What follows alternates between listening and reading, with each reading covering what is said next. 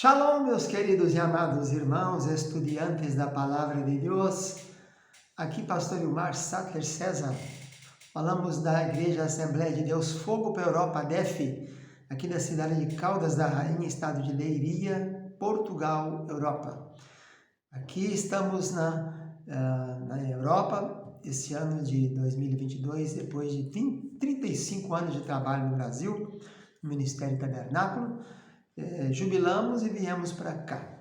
E estamos falando pelo Centro de Excelência da Educação Cristã, que é o nosso seminário aqui da ADEFE, Assembleia de Deus Fogo para a Europa, sigla ADEFE. E nós também falamos pelo Centro Bereshit, que é a nossa instituição de ensino, que desde 1992 está ensinando Bíblia, teologia, mas é Bíblia Sagrada, né? Nós estamos ministrando aqui, meus queridos, o curso de especialização bíblica.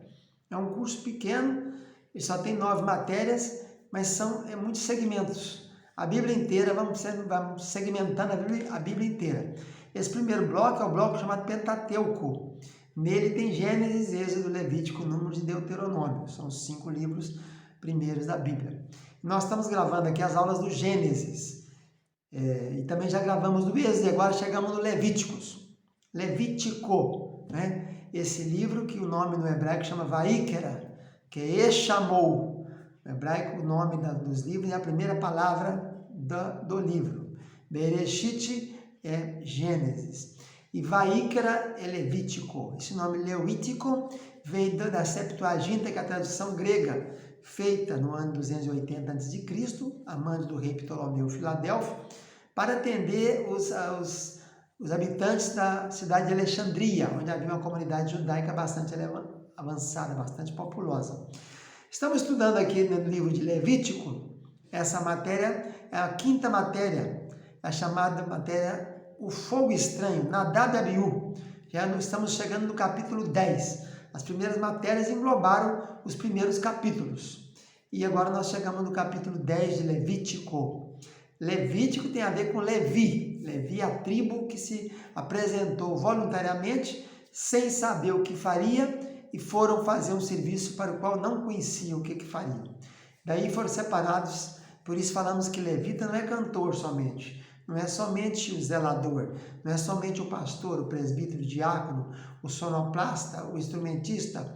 Levita é toda aquela pessoa que se apresenta para fazer um serviço voluntariamente, sem saber qual que é o serviço. Esse é um levita, amém? Se for só cantor, é cantor, ou então adorador, ou então instrumentista, ou zelador, ou presbítero, mas todos são levitas, estão envolvidos com a obra do Senhor. Então vamos começar nossa primeira aula sobre Nadab e Abiú, que é a matéria de número 5 do curso de especialização em Levítico. Vamos começar localizando quem é Nadab e Abiú, né? Quem eram essas pessoas? Primeiro, a Bíblia apresenta aí alguns Nadabs, né? A gente pode citar aqui 4 Nadabs que a Bíblia menciona. O mais famoso deles é esse aqui, que vai ser fulminado por um raio de fogo do céu, né? Do Senhor, de Yahvé, porque fizeram aquilo que não era determinado fazer. Esse camarada, chamado Nadab, é o primogênito do sacerdote Arão. O mais correto no original hebraico é falar Arão, que ali há 2 letras, 2 consoantes. E por isso usa então Arão. E Arão é o segundo menino, né, do Anrão, que é filho de Coate. Então vem Jacó gerou Levi, Levi gerou 3, Gerson, Coate e Merari. Coate gerou 4, Anrão, Izar, Hebron e Uziel. Anrão gerou 3, Miriam, Arão e Moisés. De Arão para Moisés tem 3 anos. O Arão casou com Eliseba, da tribo de Judá, e tiveram 4 filhos. O primogênito levou esse nome de Nadab.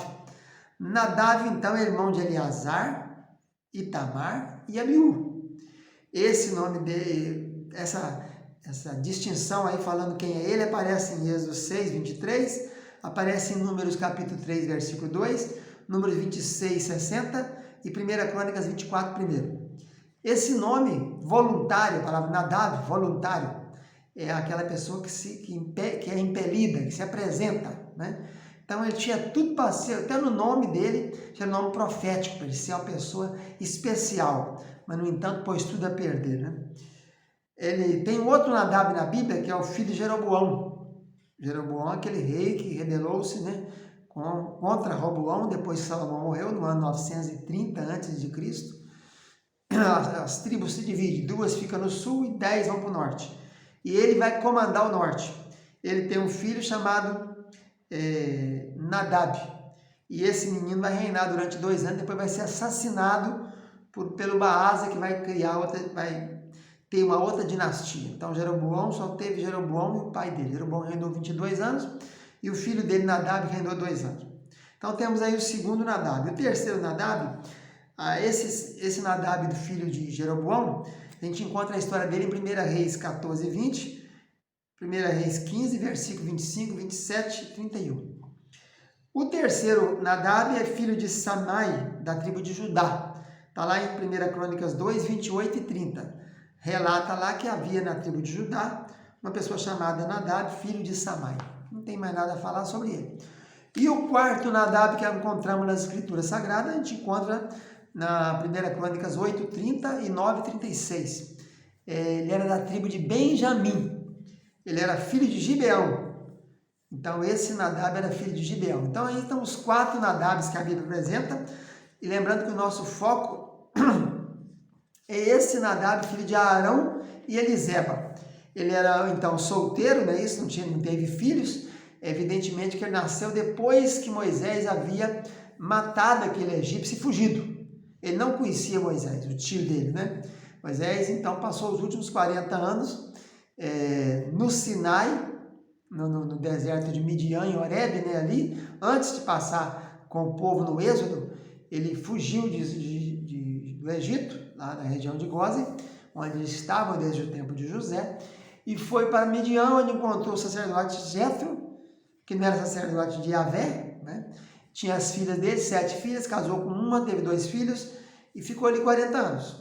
Esses meninos de Arão nasceram depois que Moisés saiu. Deve ser bem mais no final, porque eles eram novos, né?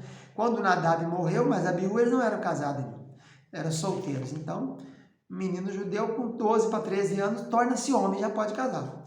E geralmente casavam cedo, mas então não sabemos qual a idade deles ao morrer. Mas em 1 Crônicas 24, 2 e Números capítulo 3, 4, diz categoricamente que eles morreram solteiros sem filhos. Esse Nadab também teve alguns privilégios, como ele era primogênito e sucedeu o pai dele, Arão. Então ele e Abiú foram um dos escolhidos para subir no Monte Sinai, com mais 70 anciãos. E lá eles tiveram um prazer enorme, muito grande, que poucas criaturas na terra tiveram. Eles viram o Elohim pelos pés. E os pés pareciam como se fosse safira, né? É a descrição que a gente tem lá em Êxodo 24, versículo 10 e 11. Então eles tiveram um privilégio muito grande, que é ver, e diz 2 vezes aqui, vir a Deus e vir a Deus. Deus aqui é Elohim, a trindade no caso, né? A palavra usada para trindade. Mas categoricamente diz que viram pelos pés. Ele também foi escolhido para ser oficial de sacerdote, está lá em Êxodo 28, versículo 1. Outra coisa interessante é que ele também foi consagrado para a função que ele ia exercer, né? Consagrado é separado, destacado. E nós vamos falar mais depois sobre isso aí na nossa próxima aula. Então, nessa primeira aula nossa aqui, o foco é mostrar quem eram os Nadabs da Bíblia. E esse Nadab aqui é bem especial por essas características que nós estamos apresentando aqui, né? Era primogênito, né? E além disso, ele participava efetivamente com o pai, Arão, de todos os procedimentos protocolares que estavam instalando, porque o tabernáculo foi inaugurado e ia começar o sacrifício.